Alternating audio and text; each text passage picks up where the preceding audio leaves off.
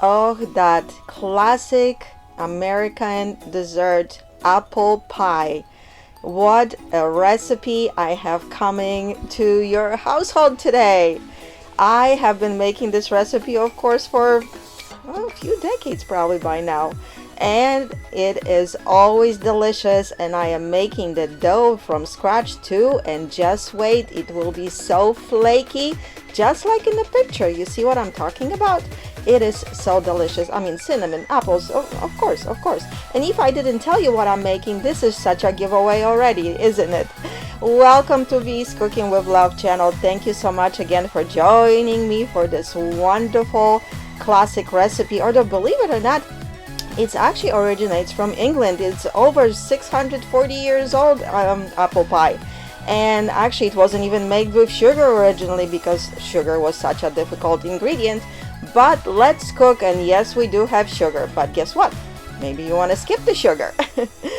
Yes, for the apples, you will need half a cup of brown sugar, half a cup of regular sugar, 2 tablespoons of regular flour, 1 teaspoon ground cinnamon, quarter teaspoon of salt, quarter teaspoon of ground nutmeg, and 1 tablespoon of lemon juice. And we have those ingredients ready. So, on the meantime, of course, we have to make the dough. 3 cups unbleached all-purpose flour, 1 cup of Crisco, half a teaspoon salt, 1 teaspoon of sugar, and ice water. Actually, that's the key. Everything has to be very cold. Your Crisco, keep it in the refrigerator. Your flour, keep it in the refrigerator. If your house is hot, try to keep it cooler. And your water, you might want to even add some ice cubes in it too. And I am telling you, your dough will be so flaky if you follow my instructions. We are not using a blender. I really don't believe that the blender sometimes overblends things. And yep, this is an unusual mix. You can actually do that with 2 knives. I'm of course recording on one hand and cutting my dough here with the other. Yes, you're slicing the Crisco in the mixture of the flour. And this is really the secret to that flakiness of your dough. And you don't want to overmix it. Once that's cut down to little pieces like that, we are adding water, but we are adding it 1 tablespoon at a time. And we are going back to that mixing here. You see, you can do this with 2 knives. It will probably go a little bit quicker.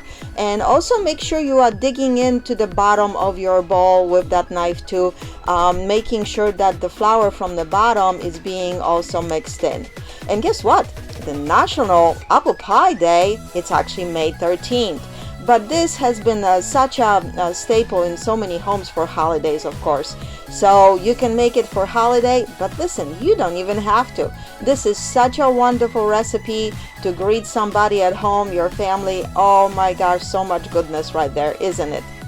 So actually, the apple pie has been around for over 640 years by now. And like I said, it was in England.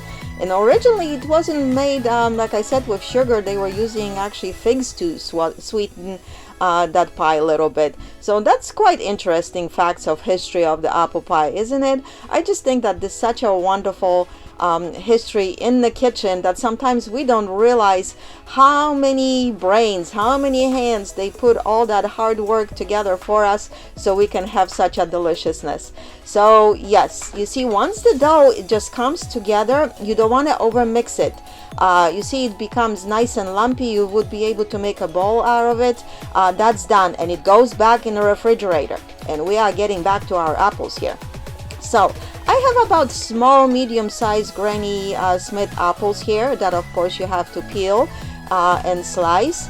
And you know, Granny Smith, it's actually named after Maria Ann Smith, I believe it was her name.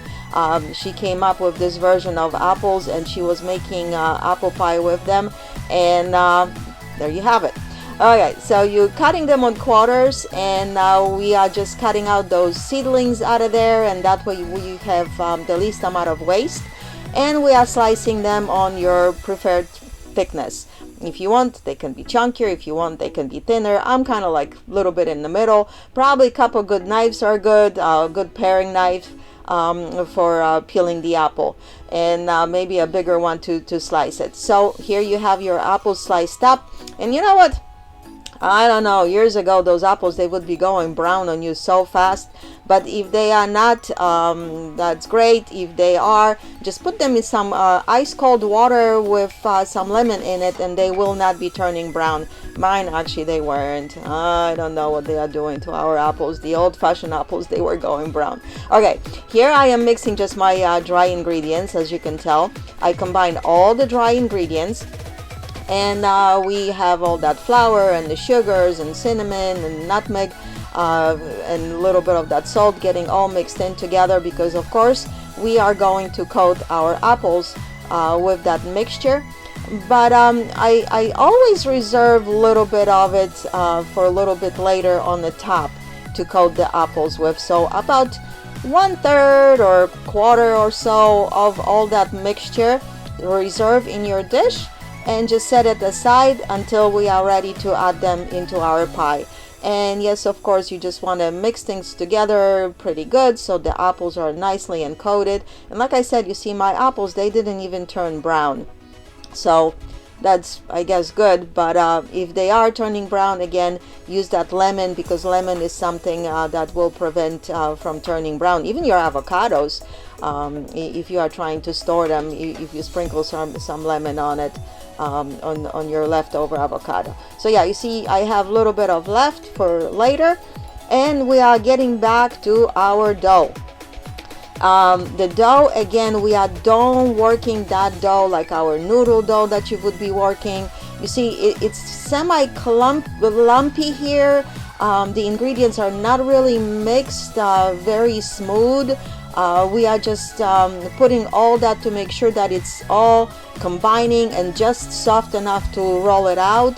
But you will need about that, I mean, you know, it's really hard to tell. Sometimes it's around that 12-14 tablespoons of water that I normally use here. And again, I add it one at a time and keep on mixing until you see the lumps they coming together.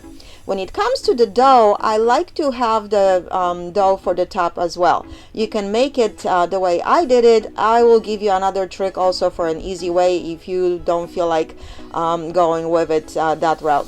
So about 2/3 and 1/3 cut of the whole dough that you have here we are doing. Of course, the 2/3 is going for our pie. I use a 9-inch pretty deep apple pie dish for that pie, and I'm rolling that dough to about 1/4 inch or so. It needs to be, of course, bigger than 9 inches because you have the indentation. So you're just rolling out around you know, as much as you can. And if it comes a little bit apart like this, that's okay. Just glue it back together, and just make sure that it doesn't come apart in the dish. Again, just push it together, it will stick, and roll it out again.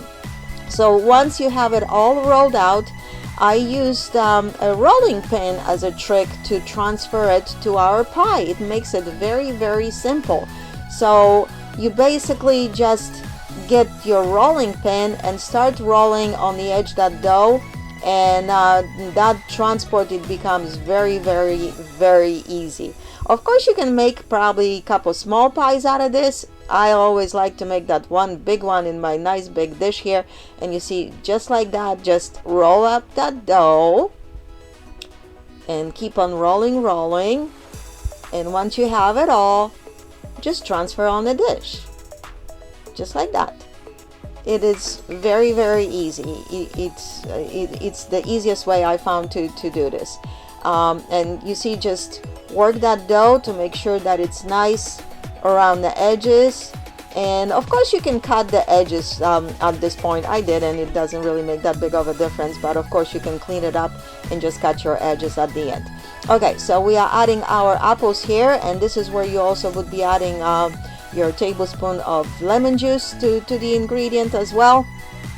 And I added the leftover of sugar mix and the flour and all the spices, and I just added on the top. Just spread out those apples as evenly as you can. Make sure they are going in the edges so you don't have any empty pockets there, and everything, it's got a good amount of apple all around the pie.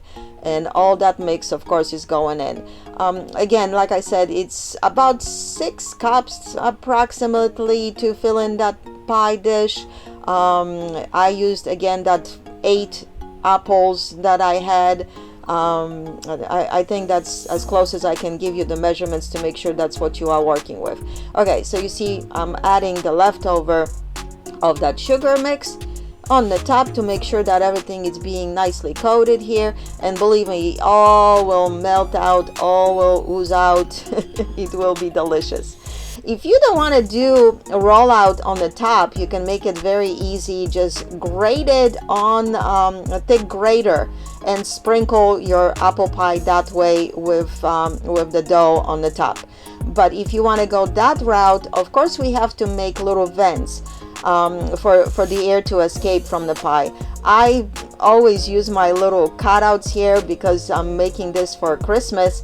I decided to go with little stars, or maybe you can make just regular circles out of something very little, not too big, or maybe you have a little heart cutout that you can find. If they don't come out good, that's okay, but you know what?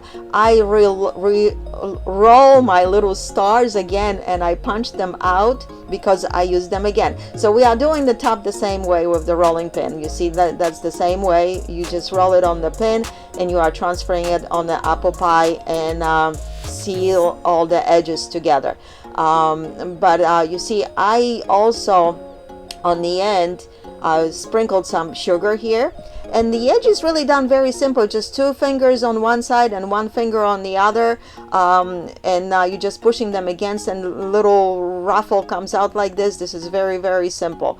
And again, I sprinkled some sugar on the top, but I also made additional little stars to go around the pie as well.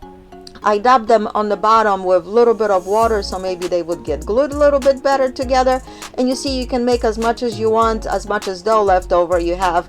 I kind of put them around, and I normally do 5. I have 4 cutouts for the vent, and I make 5 little stars going around it, one in the middle. And I think it looks very festive. The presentation is incredible, and just wait when you try that dough. Just wait when you have that deliciousness inside from all these apples. Of course, preheated oven to 350, about 177 Celsius, and we are baking it only on 350. It helps for that little flakiness. It will take about an hour to get us there, so just watch your color, and once you have that nice brown crust on the outside, of course, you are done, and you might want to let it cool off. I did cut one piece when the pie was still quite warm, so it's really oozing out and falling apart, but gosh, if you add some ice cream on top of that, you can't go wrong. Everybody's gonna love you. Look at all that. It just falls apart while you're even cutting it.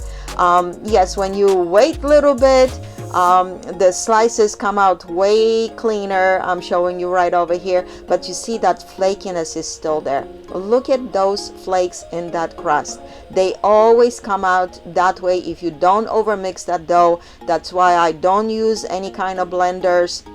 I don't use any kind of food processors. That knife tool, it really, I think, does the trick every single time for me. And it is so, so, so delicious. Such a comfort food, such a taste of home.